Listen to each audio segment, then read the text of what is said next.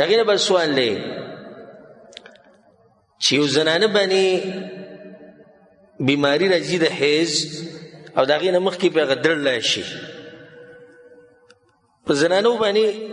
اگر که فرق به د زنانو کې بعض زنانو باندې چکر غونته کېدای شي چې کله د بیماری پرې راځي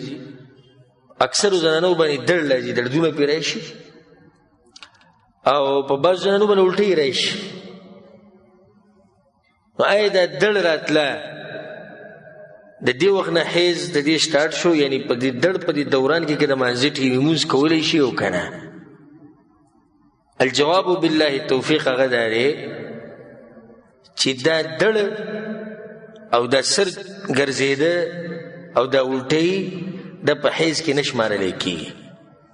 حیض دغه وینې ته وایي چې کله راسټاټه شي چې کله دا وینه راغله او د حیض د وینې هغه صفات په دې کې وو توره وه ټینګه وه بینتي تو نو بیا دا زنانه حیض زنانه شوه او دا به مونځ اوس نه کوي او نه به روجې نیسي او کوم مقدمات چې دي د دردونه مردونه نه د دې سره د حیض نه شمارلی کېږي والله اعلم